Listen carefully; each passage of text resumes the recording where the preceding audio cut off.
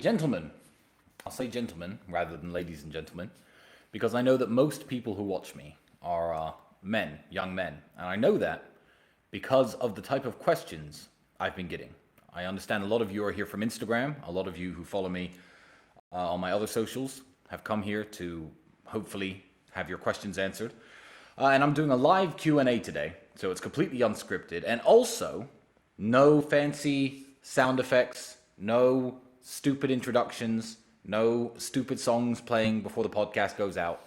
It's just me on my personal Rumble channel, Talisman Tate, talking to my audience.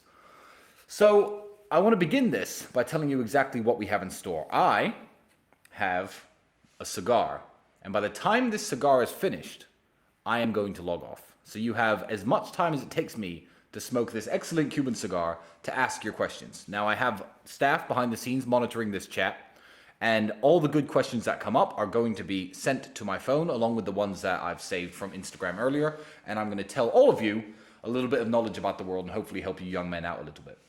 Now, I'm not going to light this just yet. The first question I'm going to read is actually something to do with what I'm about to say. I'm going to start with an urgent appeal to my friend, all of my friends in politics, I guess, to do something about the Joe Exotic situation. Now, before you guys start, at least 500 or 600 questions have come in saying, why do you always post about Joe Exotic? What are you trying to do with Joe Exotic? And I'm going to make this very, very clear. I believe that the situation with Joe Exotic is the biggest case of injustice that we've seen in recent times. It's very clear, even from watching the documentary, that he was essentially just hot-mic'd by some idiots making jokes with FBI wires inside of their jackets. And, you know, he made a few tasteless jokes, but he obviously had no serious intention of committing any crime, and they've locked him up for 20 plus years. And everyone forgot at the end of Tiger King and at the end of the show that this man was still in prison. You know, he's sick at the moment. You know, he's not doing too well. I want to get him home to his friends and his family ASAP. So, you know, spread the word, spread the love, donate any money on Super Chats to this broadcast. All the money, and I will need it, is going to the Free Joe Exotic Fund. I know Joe watches the show, so shout out to you as well. But everybody, share this kind of news to your story. Don't let it be silenced, and don't let it go completely, you know, forgotten, because it's absolutely sickening. Which brings me to my first question, which is why I brought up Joe Exotic first. The first question that came through on Instagram, which I thought was very interesting, and I knew I was going to talk about Joe anyway, was what do you think of rich people that have tigers and lions as pets? Is it a go or is it a no-go? So, to make this very clear, I would say, no matter what you want to be in life, and no matter what you want to do, whether it be, you know, a dog trainer or a kickboxer or a zoo owner, it takes certain amounts of passion, time, and dedication. What do I think of rich people having tigers and lions was a very good question, because rich people can do it better than anyone else.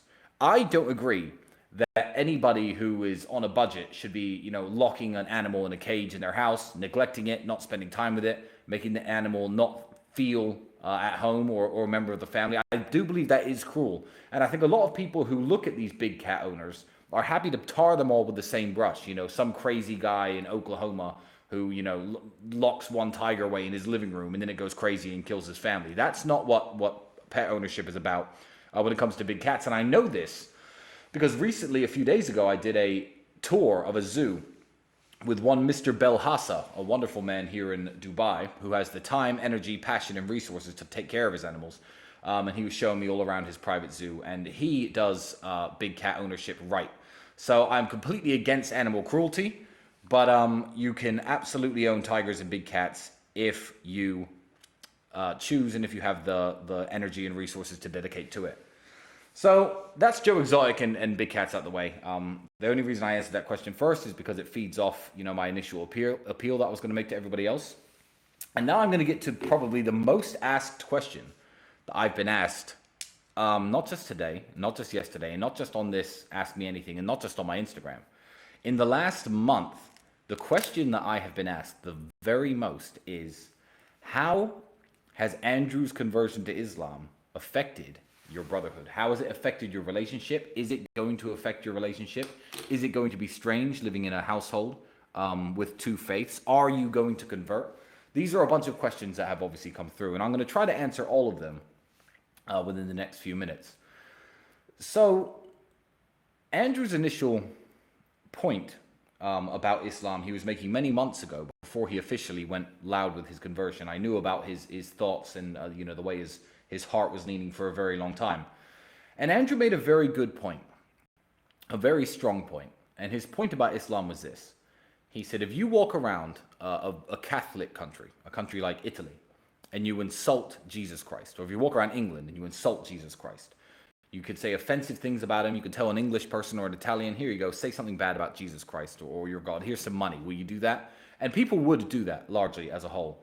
And also saying bad things about, Jesus Christ and their God. Nobody would face any repercussions. You could walk around the street freely saying these slanderous things, which is very rude and very impolite, and nobody would do anything about it. However, in the Muslim world, you see where I'm going here, such example is simply unthinkable. A Muslim would never insult his own prophet. He'd never insult his own God. And that too, if you were in a Muslim country or even in the presence of Muslim people and you were to insult their God or their prophet, they would be absolutely furious. Someone might even punch you in the face. And that's very fair enough. But what Andrew failed to mention, which is the point that I think I'm going to raise right here, is there are people in the world who will punch you in the face if you insult Jesus Christ and if you insult Jesus Christ or the Virgin Mary or anything. And those people are the Muslims. Now, if you don't know religion and you don't know religious history very well, then I guess you don't know that one of the most important prophets in Islam is Jesus, son of Mary, as they refer to him, or Jesus Christ, as us Christians call him. So this, Dubai, the Middle East, the United Arab Emirates, the Muslim world is a part of the world where you could not walk around and freely insult Jesus. So I feel perfectly at home in the Middle East, and I feel perfectly at home living with my brother, who is now a Muslim. He's going to put a Quran up above his title belts in the house. I have no problem with that book being in my house. I am very happy for my brother and the decision he made. I think that it's going to benefit him in the long run. I think that he's a lot happier than I've seen him in a very long time, and good for him. Now, I was asked about my own conversion or potential conversion, and here was my answer.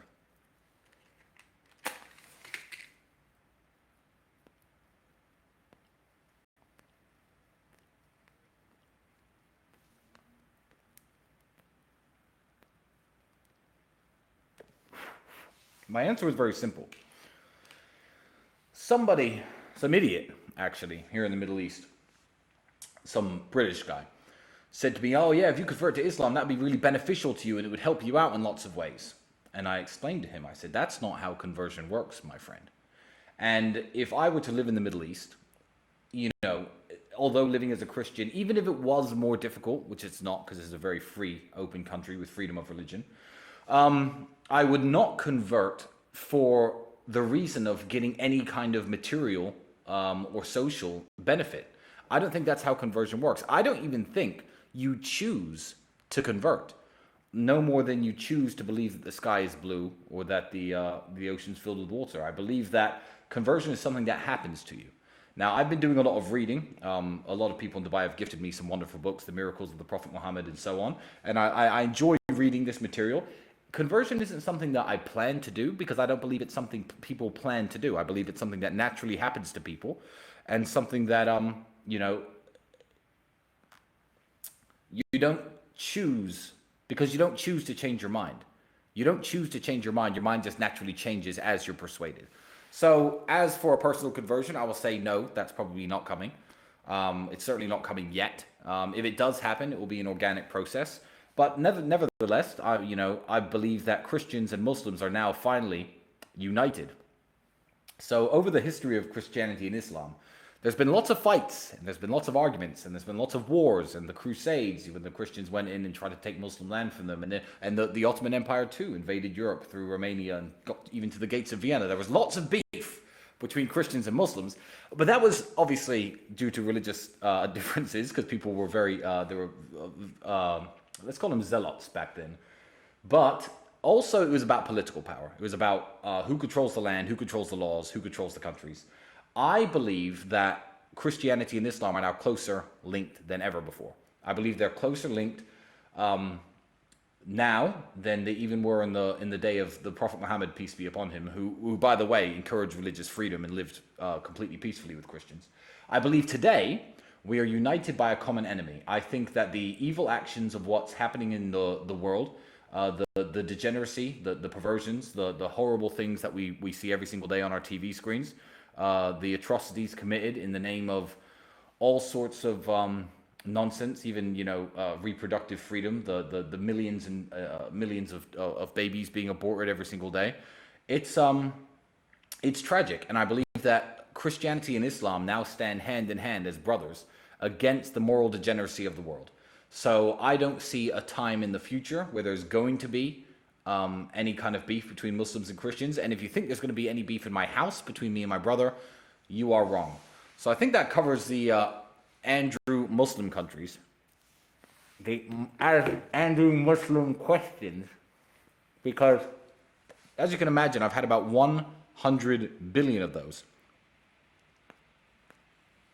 And this is a topic, another question that I got, shout out to Maury Zaidon on Instagram, which is not really related to Islam, but more related to the culture of the Middle East. And it was about the World Cup. And because we're not on YouTube, because we are on Rumble, I can happily talk about such topics in a nice, polite, and entertaining way without risks of being banned. So people said, Tristan, I wonder if I can bring up the things happening at the World Cup and your take on it. I feel that the West have made football political nowadays. I love you guys. Now, thank you for the question. That's a very, very interesting question. My opinion on it is actually very simple. People, when they come to countries, and I will say the same about the United Kingdom and the United States, or any country in the world, need to respect the country's culture, the country's principles, the country's laws. If you go to Singapore, you're not allowed to have chewing gum, for example. Chewing gum is illegal. They don't like the way it sticks to the streets. It makes garbage cleanup more difficult. They've made chewing gum illegal. Now, I can say, oh, well, we chew gum in my country. I'm going to go over to Singapore and chew gum. Good. I hope they throw me in jail. And I hope they throw any people like that in jail who are openly disrespecting the laws and rules of a country. The West, you have to understand, is not a moral superpower. They are not the kings of morality who set in stone the laws of the universe and tell every single country, you are immoral, you are not immoral, you are just, you are unjust. The crimes that the West commits, from the proxy wars even being fought right now in certain countries that I won't mention for the sake of not bringing that topic up, to the open invasions and murder and genocide of tens of thousands of people, the crimes that the West commits certainly disqualify it from being the moral high ground of the world. So when English people, German people, and American people try to get high and mighty on a place like Qatar and say, oh, well, I'm not allowed to wear rainbow flag t-shirts and rainbow flag armbands and rainbow colored hair and rainbow flag pants. I'm not allowed to do that. Why aren't I allowed to do that in Qatar? Why can't I come to your football stadiums and wear all these rainbow colored flags? The thing is about this, in the Middle East, privacy is very, very respected. There are lots of gay people who live in Dubai. There's lots of gay people who live all throughout the Middle East, and they go to their houses behind their closed doors, and their business is their business. And people have been living like this for a very long time. I believe that if you are trying to wear a rainbow t-shirt to a Qatari stadium, you are openly provoking the Qatari people. And the Qatari people have the right to tell you to go home and to change your t-shirt. Because if all you have is rainbow t-shirts, if every day you wear rainbow t-shirts, if you have a rainbow, if your face is tattooed with a rainbow, and you got that rainbow tattoo 30 years ago because you like the story of Noah's Ark and the rainbow being a symbol of God's covenant with man, I'm sure they'd be more accepting. If rainbow flag colored t-shirts were all that the British wore, or all that the Germans wore, if it was the fashion in England and Germany to wear these things, but it's not. Nobody ever wears these things.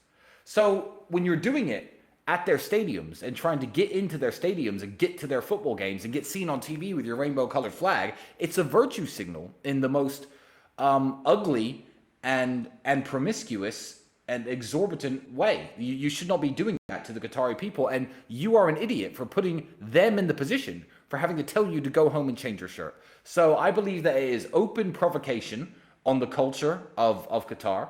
I believe that if you have the intention of coming to Qatar and trying to virtue signal in this way, don't.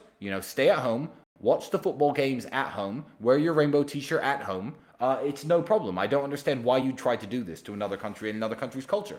In exactly the same way that English people get mad when protesters who were against the British Armed Forces some years ago were setting fire to poppies in the city center. If you buy a poppy in the city center, the World War One memorial decoration, the small red flower, for those of you who don't know what that is, and you go home and light it on fire, no one's going to arrest you and no one's going to care. But when you openly provoke the English people in that way, they have the right to protest and get mad at you and throw you in jail. But the English people don't do that, of course, because England's too soft. But yeah, don't go to Qatar and provoke them, and don't think that your countries are the arbitrators of what is moral and what is not, because the behavior of the Western countries, especially throughout the last 40 or 50 years, has been some of the most disgusting and some of the most immoral behavior anywhere on the face of the planet. So these people aren't the boss. So take the t-shirt off and go home. Now I've got 11,000 people watching. Now with these 11,000 people watching, what I would really like is you all to share this stream, put it out everywhere, make sure everybody's watching. If it gets up high enough, I may have a second cigar. Otherwise, your time is running low. So, Jesus, these questions.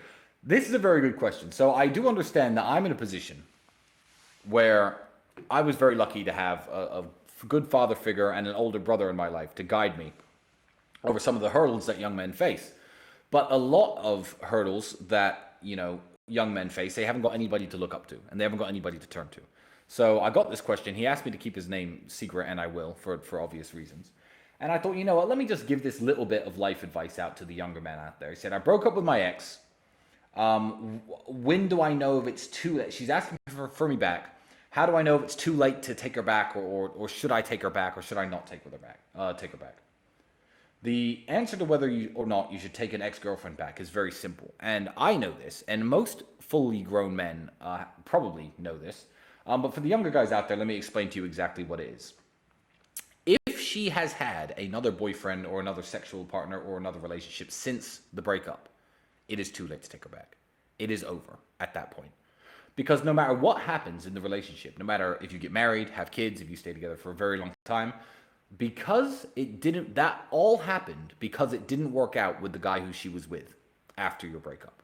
So you are always going to be plan B. You're always going to be the fallback guy. You're always going to be the idiot that's always there.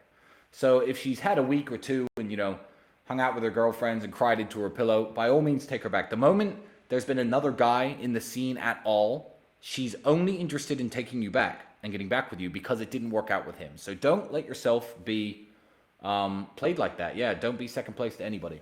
So that's when it's too late. So I've kept your name out of that, but no more advice for you, because now you're sending me a bunch of other questions because I've just picked your question out, but it's fine. How do you find a good tailor for your suits and clothes? Thanks. I'm sick of talking about my suits, and I'm sick of telling everybody where my tailor is. The best tailoring in the world is on Savile Row in London. Find a shop there and buy suits there if you can afford it. But there are good tailors in basically any city in the world, so that's a bit of a stupid question. I don't actually know why I wrote that down. I thought I'd want to talk about my suits. I wrote these down hours and hours ago. But after getting dressed up and looking amazing as I always do, and a bunch of more questions coming in about my suit, I'm just like, I'm not going to talk about clothing. I don't think that's a good idea. I'm 34, rusty Jedi Knight. And I've had many relationships in the past, but I'm no longer interested in the game. I want to work on myself and my finances and focus on helping my mother in her elderly age. Is this wrong? Why would anything that makes you happy and doesn't hurt anybody else be wrong? You have to understand, I think that the real definition of right and wrong actions are whether they cause other people harm. And I think that's everybody's definition. So if you're 34, you're tired of the game, you're tired of women being no good and breaking up with or maybe you're successful with women and you're just tired of meeting all of them.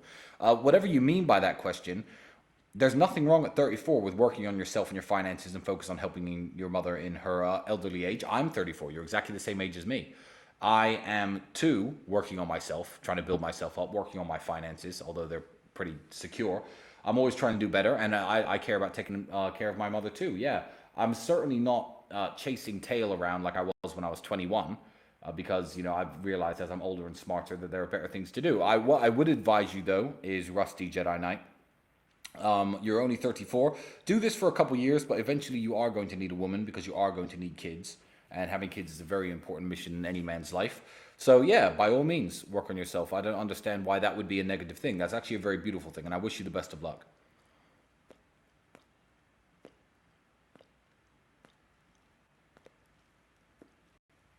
What are your thoughts on jumping on testosterone replacement therapy at the age of 22? I'll stop you right there.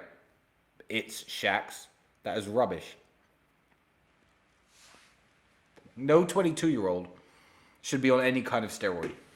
I can see cases for testosterone replacement therapy for people in their upwards of 40, maybe late 30s. I could see the case for that, for upping your testosterone level and trying to get your energy levels back to when you were much younger. You're 22 years of age. Do you exercise regularly? Do you eat right? How much alcohol do you drink? Do you smoke? Why don't you look at what testosterone is? Look at your current life and and your current habits, and try to up your testosterone level naturally. Hang out with more women in a non-friendly manner, if you know what I mean. Wink, wink.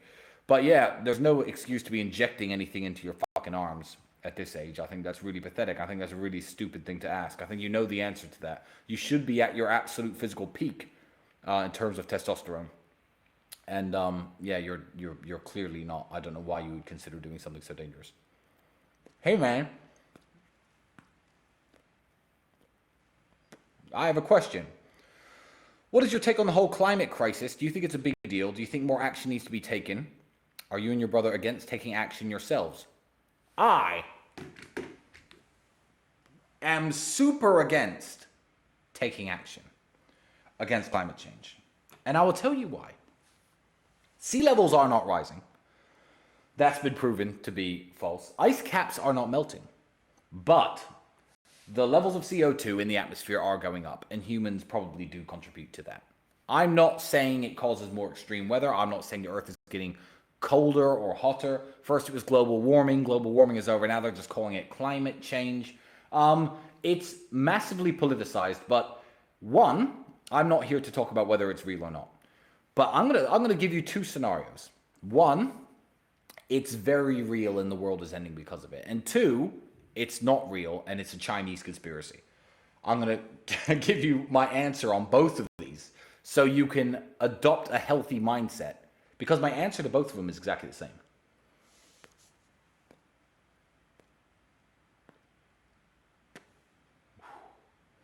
The answer is, and when I say this, I'm not saying it from a place of ignorance. When I say it's none of my fucking business to try to stop climate change, I really do mean that. Let's take the last crisis in pollution. The last crisis in human pollution, humans polluting, was in the Middle Ages. After the Dark Ages, into the Middle Ages, when people started living in cities and towns, human feces and excrement and urine was everywhere. You could not walk down the streets. People threw it out of their windows. There was no sewage systems in place. A lot of the stones, if you look at the city of Pompeii in Rome that was buried, the stones have stepping stones over the roads because the roads were filled, even in some Roman cities, with human excrement, feces, mess, animal dung, etc.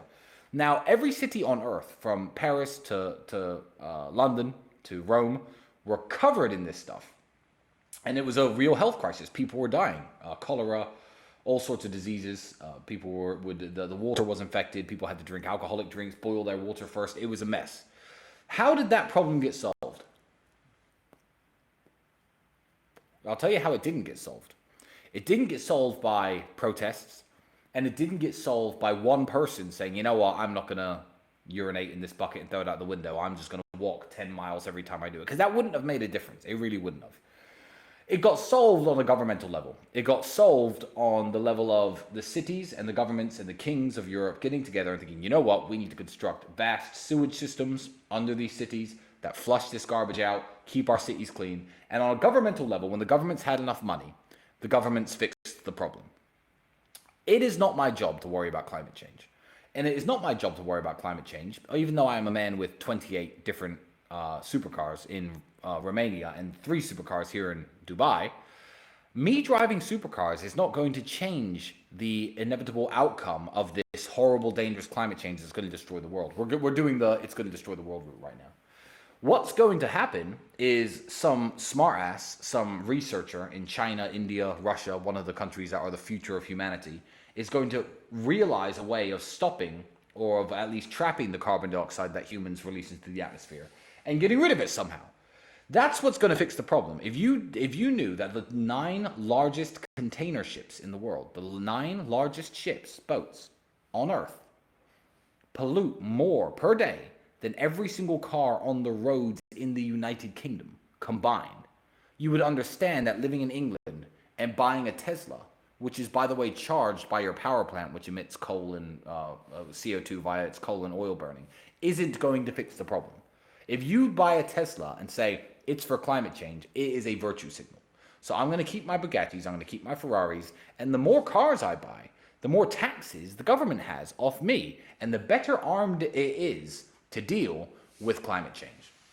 And if climate change isn't real, then my answer's the same. Not my fucking problem.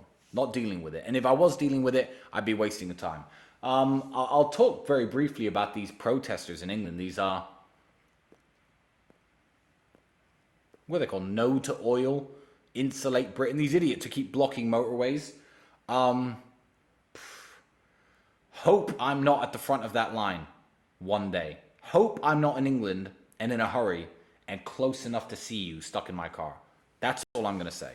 And I feel like everyone in England should adopt the exact same attitude. Okay, what's next?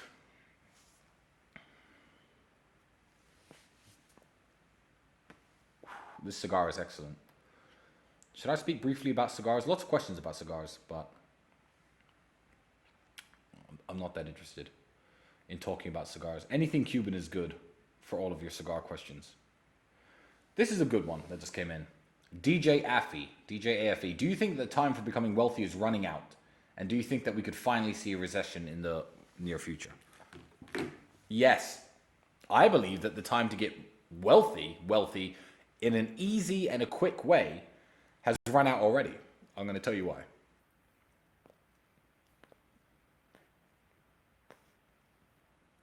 We've all heard of the gold rush, haven't we?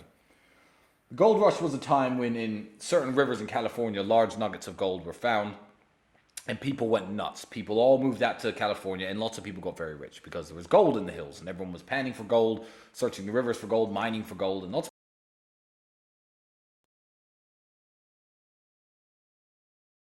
going to tie on to another question I've got very nicely.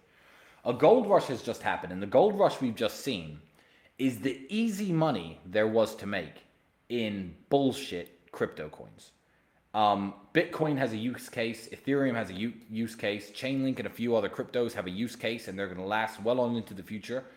They might even be the future of currency. People who own them now might be the richest people in the world in 5 or 10 years. But I'll tell you what isn't going to exist. Bullshit, pump and dump, crypto nonsense coins that kids can buy for a few $1,000s and become millionaires overnight. The time of easy money is over. The gold rush is over. There's no more easy money in the way there used to be. There's no way you're going to draw a little pixelated picture of a monkey or a banana or a pig or a ninja and sell it for $600,000 anymore. The NFT craze is over. That goes to show that the easy money days in crypto are completely over. So getting wealthy is possible. It's always been possible. And during the worst recessions in the world, people have made money.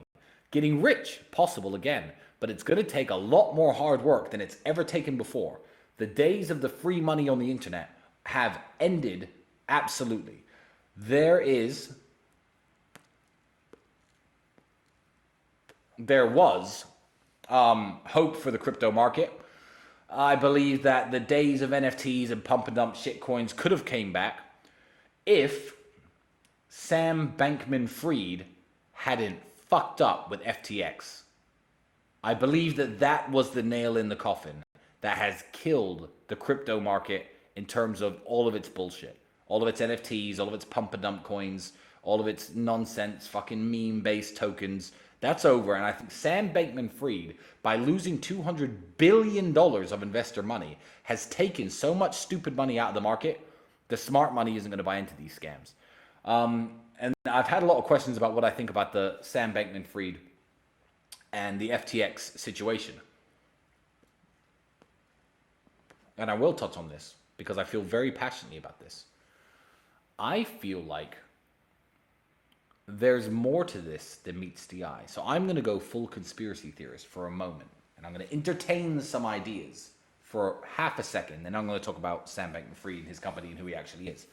Imagine you are the architect of the Matrix. And imagine you like fiat money. You like everyone to have their dollars, everyone to have their money in their banks. You're in charge of the money. You're God of the money, the money boss. And a bunch of internet nerds who you don't know, who no one knows, have created this new currency. Oh, everyone's got Bitcoin, everyone's got Ethereum. They're changing your real money for it. The value of crypto is going up. That would be very scary if you were the architect of the Matrix. So what better way? Because if people fuck with real money, fiat money, like Bernie Madoff did, he ran an investment scam. Look up Bernie Madoff if you're not old enough. It was a Ponzi scheme where lots of people were investing real money through through real powerful, important people, through his real-looking investment scheme. It turned out to be a big scam. He's in jail now for the rest of his life. Whether or not FTX is a conspiracy depends on whether Sam Bankman-Fried goes to jail. Because let me tell you, if you're the architect of the Matrix, what better way to fuck with the nerds who have been undermining your authority than putting some likable, friendly, chubby, curly-haired, non-threatening dork as the face of this new system. Hey, I'm Sam. You can put your crypto here. I'm an awesome guy. I love everybody. I'm going to give all my money away. I don't really care about being rich. I just want to empower everyone to make money with crypto. Also, I'm the second largest donor to the party who just won the American election. And then Sam Bankman-Fried scams everyone, takes everyone's money, fucks everything up, ruins the crypto market, and everyone ends up broke. Think about it. Think about it. Wouldn't that be a masterful chess move? Wouldn't that be a swipe at your opponent's queen if you were the architect of the Matrix?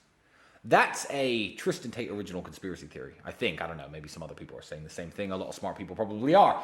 But that aside, let's pretend none of that's true. What do I actually think? Yeah, I think that don't trust men who don't value money. Don't trust men who can't get laid. All the tenets that me and Andrew talk about. You know, this guy had billions of dollars, 22 billion to be exact. He was like, oh, well, I drive a Toyota because I like my Toyota. It's a good car. Nerds like him with no muscle, no power, no influence don't get rich to give all their money away and drive Toyotas. There's something he was doing behind the scenes. There had to be something he was doing behind the scenes because every nerd like that cares about power. Look at the people who are in charge of a lot of the social networks and the big electronics and powerful companies today. They're nerds, and nerds love power. Also, don't trust a man who can't get laid. Have you seen his ex-girlfriend? FTX was a group of fucking nerds living in the Bahamas. And I don't think it was a sex cult like people think. I think what it was none of them had any women, but there was one girl who kind of knew them all. This geeky girl with glasses. Everyone's seen pictures of her now. The FTX girl. Google FTX girl. Her image will come up. And first she was dating one of them, then she was dating the other, then she's dating the third. And I don't believe it was a sex cult. I really don't. I would actually, I think I know more about male and female dynamics than the people who write those conspiracy theories that FTX was a sex cult. What I would say is, these guys have no game. They can't get women, and they're happy to take the ex-girlfriend of their friend or their other friend because they all like her, because they all have secret fantasies where they jerk their little dicks off to her, and just be with her for a while and then pass her on. If she breaks up with them, they're probably upset. Oh, she's with this guy now who's in our team. Well, she's free to date who she likes. Watch one woman try to get into my group of friends. the war room leadership, for example, the leadership of the war room, let's say, let one of their exes or one of my exes try to get with them and see what happens. You think she's going to be at the war room events holding my guy's hand? Or their ex-girlfriend's going to be at the war room events holding my hand? Well, she's with me now. Never trust these type of people. And I saw it in his face when he was first talking about, I only like Toyotas. I'm not going to buy a nice car. I took all my money off the FTX over a year ago. So if you lost out and you knew who Sam Bankman-Fried was, your fault. But yeah, keep that conspiracy theory in mind. Also, don't trust nerds. Ever. Do not trust nerds. I'm going to talk about the real world at the end of this podcast. But yeah, the time to get wealthy is running out. Oh my God. Why would you ask me this? 101 Mo. I'm 20. Do you think boxing is worth it? It seems to be extremely risky and you might not make it out with a proper brain. Should I look for something else? You haven't got a proper brain to be sending me these stupid ass questions. You know the answer. Do I rant on this guy or not? I don't think I do I? Boxing is absolutely worth it. I'll tell you what. I'm going to box. I might not make it out with a proper brain. Let me tell you something. If you do not box, you might not make it out of a bad encounter in the world with your fucking life. You might get head stomped, knocked out cold, and killed in front of your fucking family if you don't know how to defend yourself. It's a necessary risk. Learn how to fight. Learn how to defend yourself. What a fucking stupid question. Why would you even ask me that? Are you trying to upset me today? Jesus Christ.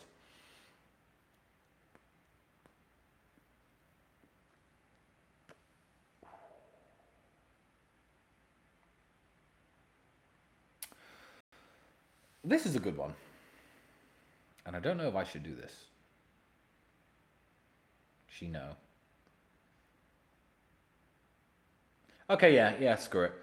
Okay, Tristan, where is the best place in the world to avoid the next coronavirus lockdown scam? So there's this conspiracy out there that coronavirus and all the lockdowns and all the vaccine mandates was just a massive scam and it was totally unnecessary. It didn't save anybody. I'm saying nothing, but that's a thought that a lot of people have right now, that this coronavirus thing was completely unnecessary. And everyone's asking, now this young kid is asking me right now, what's the best place to avoid that? There is no place, my friend. The place is inside of your own human zygote. You have to become a person who can avoid it. You can be a normal guy in Belarus or Sweden, the countries that didn't actually lock everyone down, and next time they could just lock you down. You don't know. But if you're powerless, then you're powerless. So what you have to be is the type of person that's hard to kill, the type of person who is out of the matrix. Anywhere outside of the matrix is a place you can avoid it. Are you working a normie job that your company might make you take experimental vaccines to keep your job? Is that your only source of income? And is that the only thing you can do to continue providing for your family? Then I don't care what country you live in, my friend. You cannot avoid the next wave of bullshit if it comes back. What I would certainly say is become the type of person that cannot be locked down. I lived in Romania, which did lock down. I lived in Romania, which did try to mandate vaccines. And when these lockdowns and all these things came about, me and my brother were just traveling the world freely on private jets with papers that permitted us to cross borders into various countries, hanging out with who I wanted to, going to parties that maybe shouldn't have happened. I was living my life very normally. I was one of the least affected people in the world, and that had nothing to do with where I lived. It was all to do with who I am. So become that guy. Don't worry about where you live. Where you live is actually the wrong question, which is why I decided to answer you in the end. And we all know how to become that guy. Network, connections, power, money. That's what makes you free.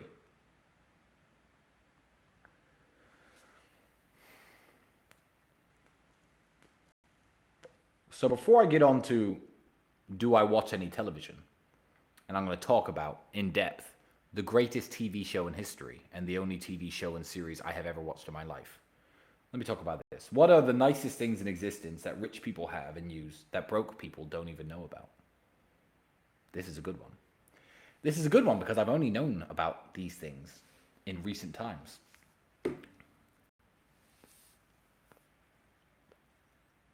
I believe that broke people in the civilized world, not the United States, actually, this is one country that does not count because medical care and health insurance is all about how much money you have. But if you're from England, you think, oh, I have healthcare. If you're from Sweden, you think, oh, great, I have healthcare. If you're German, you think, okay, if I have healthcare, I can go to hospital if I have a problem. You don't have healthcare at all. You haven't got a fucking clue what healthcare is. Let me explain to you how healthcare works. There are 2 or 3 different types of chemo that the NHS, the National Health Service of the UK, can afford to buy. If you get cancer of the lung, they will pump you through one of these types of chemo. Your hair will fall out, you'll be very sick, and it's a race to the bottom to see what kills you first, the chemo or the cancer. And I sympathize deeply with cancer patients. I have a friend who's been battling cancer for many years. I've lost a friend to cancer. It's a very serious and very horrible disease. But if you're English and you think I have cancer, you're like, thank God I've got the NHS because I have healthcare. No, you do not. You have the most entry-level, basic healthcare. It's the equivalent of if the government gave everyone free food, you're on bread and butter. That's it. But there's other foods out there that you don't know about. You just eat your daily food. Oh, bread and butter. The government feeds me. It's great. You don't have healthcare at all. Let me explain to you what happens when you're a multimillionaire and you have cancer. You go to a specialist in Switzerland, perhaps. Switzerland does this. Dubai does this. They will take a piece of your tumor from your lung via a keyhole surgery, and they will replicate the tumor in a lab. This is very time-consuming and very expensive. The NHS will not pay for this to happen. They will take all the different types of chemo. You thought there was only 2 or 3? No. There are hundreds of different types of chemochemicals. And they will apply all the different types of chemochemicals to different samples of your exact tumor. They will find out which is the most effective at killing the cancer. They will take that chemo, and that's the one that you will be provided with for a massive fee. And you'll pay your money and take this chemo, which will kill the cancer so fast and so much easier that your hair doesn't fall out, your skin doesn't go bad, you don't lose massive amounts of weight. It's still not comfortable, and it doesn't work every time, and some cancer is untreatable. But your odds of survival are so much higher. So much higher. I hear of people dying of cancer all the time. When's the last time you've heard of someone really rich and really important dying of cancer? Answer that question. Steve Jobs. Steve Jobs was stupid. Steve Jobs got cancer, which was stage 1 cancer, very treatable. Decided to go and meditate and eat fruit and take juices because some hippies told him that would cure it. And then he died of cancer. Of course he did. But if Steve Jobs had used his money and his finances to get the type of treatment I'm talking about, he'd still be alive today. How many really rich, famous people have battled and died from cancer in the last 10 years that you can think of? Yeah, exactly. Poor people don't know that real health care exists. Oh, a very good friend of mine has been messing around with dentists in the UK for a long time. He's got a lot of teeth falling out. I'm not going to say his name. His jaw bone is eroding. He's been to dentists in England hundreds of times. They've just put injections in his mouth to try and stop the bone erosion. I took him to a dentist, and I offered to pay for his treatment. He's a very dear friend of mine. I've known him for many years. His treatment is going to cost me upwards of £50,000 to completely fix his jawbone, bone graft flown in from a cadaver. A cadaver bone graft from a donor, I guess. New teeth put in, etc. And he's going to be fixed in no time. Money buys healthcare. And if you think you have healthcare, you do not. That's what I would say is the most crazy thing about having money. And yeah, poor people don't know things like the cancer treatment I was talking about exist. And it's very sad because, everyone has to die of this. And, I wish governments could do better. And I wish this was readily available for everybody. But that's not the way the world works, unfortunately. This is horrible. Okay, on to a happier topic. Tristan, why do you read books and Andrew doesn't? Listen, Andrew's right. Reading is basically a waste of time. Reading is a substitute for Netflix. Reading is entertainment. Reading does not help you. This is why I don't read self-help books. I believe that is success porn. People reading these books about get rich and do well. How many people do I know who read these books and ever got rich? Zero when they talk about reading helps you. Reading is entertainment. So if you read the James Bond novels for entertainment, it's better than watching the James Bond movies. I believe that it's a higher form of entertainment than Netflix and TV, but it's essentially just Netflix for the brain. So, yeah, reading is a waste of time if you want to get rich. I agree. But there is one TV show which I'm going to talk about now. And we never talk about it on an emergency meeting live because my brother has not seen this show. But I was at somebody's house about 3 years ago, 4 years ago, and I watched episode 1 of a show which has 11 series to it. And it was so fucking excellent that I watched all of it. Now, I believe this TV show to be a intellectual and cultural masterpiece, and it is the greatest show that has ever been broadcast on television. And I'm talking, of course, about the show Trailer Park Boys. Now, if you don't know that show, I won't be surprised. It wasn't the most popular show in the world. If you do know that show, and you are surprised that I've said it is a cultural and intellectual masterpiece, give me 5 minutes to explain to you why. If you know anything about me and my brother, our struggles to get rich, our funny stories we have from being broke, our, brotherhood that we have, our team around us that help propel us to the top, you will appreciate the Trailer Park Boys. And if you are watching Netflix and you somehow can't resist keeping your hands off the Netflix buttons, I don't want you to watch anything but Trailer Park Boys from now on until you finish the entire 11 series. Let me explain to you. If you've watched the show, you'll understand. It encapsulates the importance of friendship, brotherhood, and teamwork. You have Julian, who I guess would be Andrew. Ricky, who I guess would be me. A bit crazier, but always has Julian's back. And Julian's always trying to think of great new ideas and great new schemes to make money and get successful and break out in the trailer park. I grew up on a council estate, which is essentially the trailer park version of the United Kingdom. This show is set in Canada.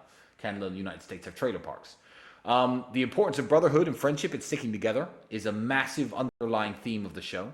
Also, the importance of enjoying your current circumstances. Keep working, keep hustling, keep grinding, try and get out, but enjoy yourself while you're at it. Now, these people are always on the show. They're actors, but of course, the characters on the show are always getting drunk and getting high and whatever, enjoying themselves, but having a good old time. And me and my brother back in the day when we were, young and completely broke, always had a good time, and we have lots of good memories, and we were always smiling the entire time. But also, it's a show about perseverance. It's a show about trying to always better your situation. These guys never make it out. Obviously, the actors have done very well for themselves, but the characters of the show have never made it out. They're still living in the trailer park, but they're always striving for something better, and they're always trying to do better. So when you look past the bullshit of the drinking and the crime and the going to jail and all the crap that the show's about, and actually look at its underlying themes, I really believe it to be an absolute masterpiece. And these guys still run a podcast. I think it's called the SwearNet Podcast. So shout out to them. I would, even though no matter how big I get, even though Andrew's talking to the biggest podcast in the world, I will do podcasts with millions and millions of subs. I don't know how big the SwearNet Podcast is, but regardless of how famous I get, if these guys invited me to Canada to have some drinks with them and talk on their podcast, I would come anytime, absolutely anytime. So get this over to John Paul Tremblay and let him know that I'm happy to come on the show. Trailer Park Boys, #1 show ever made. Besides that, TV's a waste of time. Especially the news. So,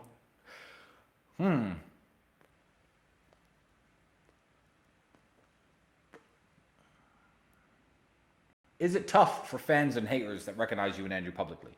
I answered this question, Toxic Theo 21, simply because I want people to try to be a little bit smarter when approaching, not just me, it doesn't bother me, but people in general. One, it doesn't bother me at all. I've been a man working behind the counter in a fast food restaurant that millions of people would see per year and nobody would remember who I was. I've been an absolute nobody in that sense, and I believe this is a natural part of my journey. I've become very wealthy. I've now harnessed a lot of attention. A lot of eyes are on me, and a lot of people pay attention to what I say. Good, and I'm happy that I'm influencing young men for the better. I'm happy that I'm in a position that my voice is heard by so many people. And if getting annoyed a little bit when some people don't know how to approach you in the street is the price I pay, I'm happy to pay it. But let me just talk about etiquette very slightly. And this isn't for my benefit. This is for the benefit of all famous people in the world, or all well-known people, or all public people, or whatever you want to call them. There's a time and place to be asking for pictures. And you also have to understand that people's time is valuable.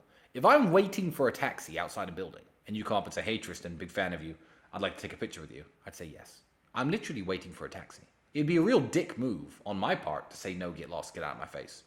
I absolutely will take a picture with you. If you catch me walking on the street, I'll even stop for a second and take a picture with you. But I was in Dubai Mall recently, and word started spreading that I was in Dubai Mall, and I was walking to an ATM, and there was about 40 people behind me waving their phones, like, oh, picture, about 40 different people.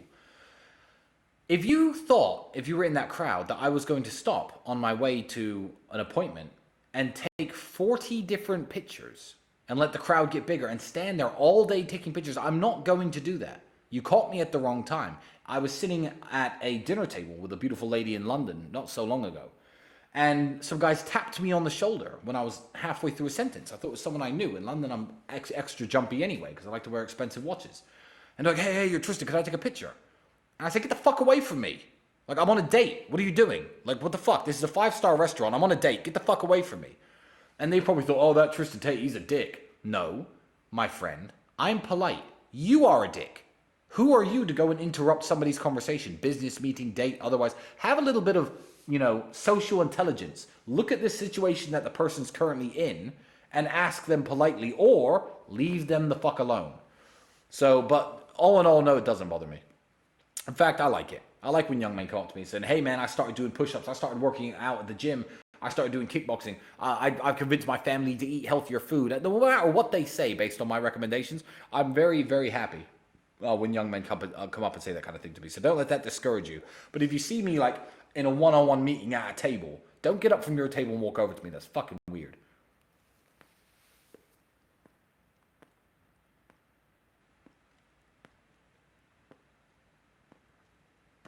Mike D'Angelo. What are your thoughts on bottle girls and taking them seriously in a relationship?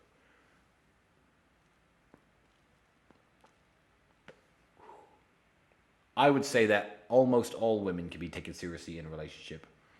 The only exception, I would even say, bottle girls, if you don't know, it's an American phenomenon, and I'm going to get onto bottle girls in a minute, and I can rant about them for a second. But bottle girls are the girls that when you order champagne and vodka, they come over with the big bottles, they carry them over, and they stand by your table, and they pretend to drink it. And that's what a bottle girl is. I believe that if a girl's a bottle girl, even if a girl is a model, I would even go as far as to say a stripper.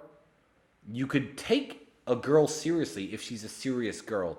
Basically any job that she does which doesn't include having sex with people.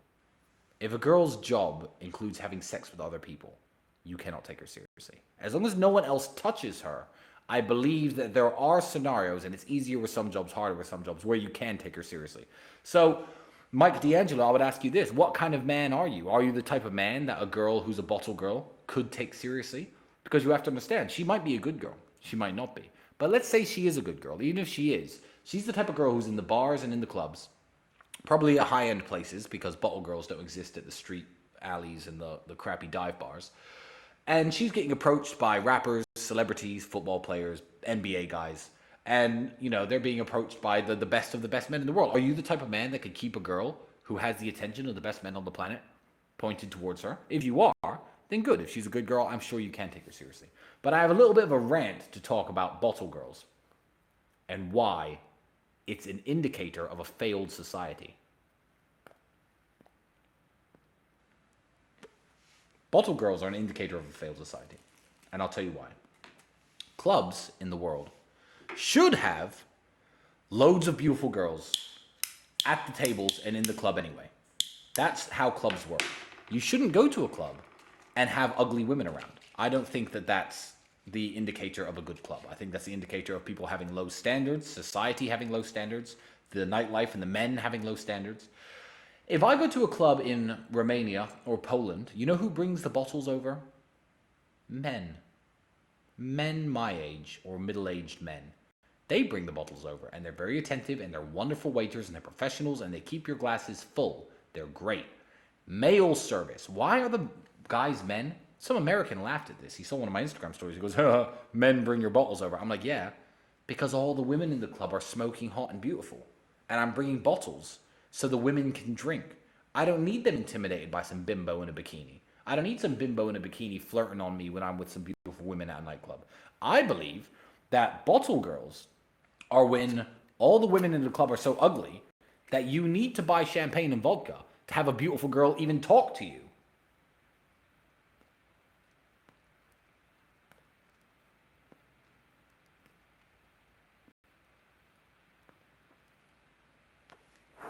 Which, of course, is the indicator of a failed society. So, no, I don't believe that bottle girls are a good thing at all. You could probably trust a girl who's a bottle girl a lot less than you could trust a girl who works in an office. But I believe if you're a good quality man, there are some good women out there working a job it's essentially a waitress in a nightclub as a bottle girl. So, if you are a good girl and you do bottle service, don't start sending me messages saying I said you were all trash. Don't cut sound bites out of this because I didn't say that at all. I'm a very understanding person. So, let's see what's next. Now, these are all surprises now, because I've covered most of the ones from Instagram.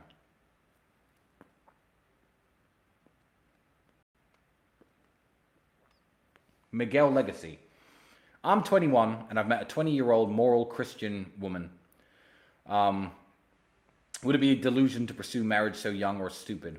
I believe I'd be happy with her, honestly. Miguel, if you believe you'd be happy with her, who am I to tell you not to?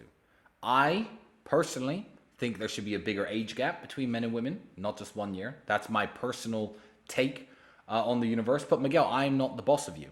And you know this girl better than me. And I honestly, if you really think that she's a woman who will make you happy and you want to marry her and you want to start a family young, if you're in the financial position to do so, I absolutely advise you to follow your heart and do what makes you happy. And I hope you two are very, very happy together. I really do. And that would be absolutely wonderful. And I'd love in 10 years if you sent me pictures of all your kids and be like, oh, look, you told me to propose to her. That would make me fucking the happiest man in the world. So, yeah, good luck with her, Miguel.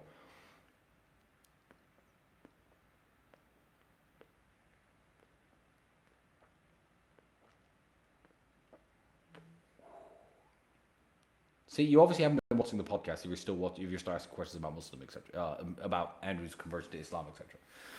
Now, I'm going to cover a few generic questions. I've had a bunch of questions about what the real world is, and I've had a bunch of questions about how do I make money? So the most common question I'll get, not just now, but throughout just being on Instagram in general, hundreds of you young men a day will send me messages like, hey man, I'm 15 and I'm from Latvia. What advice would you give? Hey man, I'm 17, I'm from Greece. What advice would you give? Hey man, I'm 16, I'm from Spain. What advice would you give? You're all asking me how to make money. You're all asking how to level up in the world and how to, I get it, but I can't reply to them all. So when I do podcasts like this, I like to address these generic blanket questions so you all know what my answer is. Me and my brother we try to spread positivity throughout the world. And we had a program once called Hustlers University. It was a great program.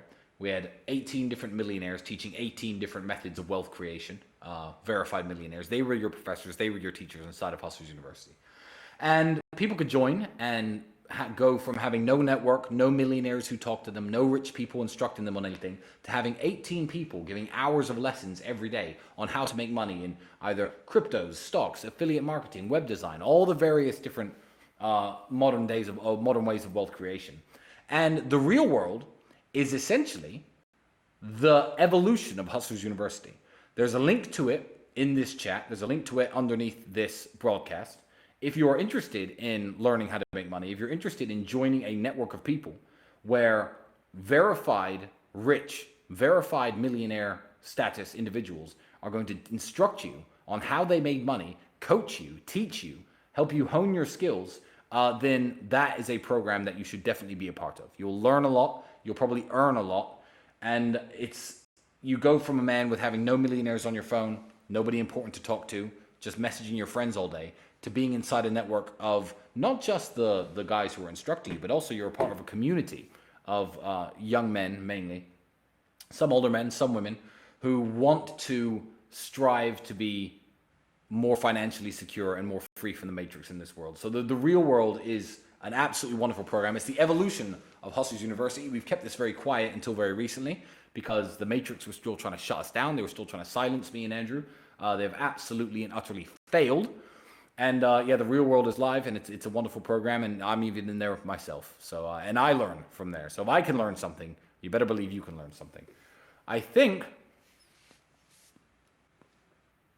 even though my cigar is not full yet, I am going to call an end to this broadcast. As you can see, you're on the Rumble channel Talisman Tate, which has only 8,000 subscribers. 8,000 subscribers, but there are 12,000, 13,000 people watching live. I'd like you all to subscribe to this if you're watching. I'd like to end with more subscribers than I have currently viewers. If you have any additional questions, message me on Instagram. I'm going to be doing these cigar nights at least once a week, so you can talk to me uncensored. You can throw your questions out here and have them answered by me in the public space. This is going to be a separate thing from the emergency meetings. I hope you guys enjoyed all the advice. Follow me on Instagram, follow me on Getter, follow me on Rumble. All the links to that are in the description to this broadcast, and so is a link to the real world, and I'll see you inside of there. I have plans tonight. I didn't get all dressed up just for you guys on YouTube. I'm not going to tell you what I'm up to, but obviously it's something cool because I'm a cool person. So I've got to go. Peace and love to everybody.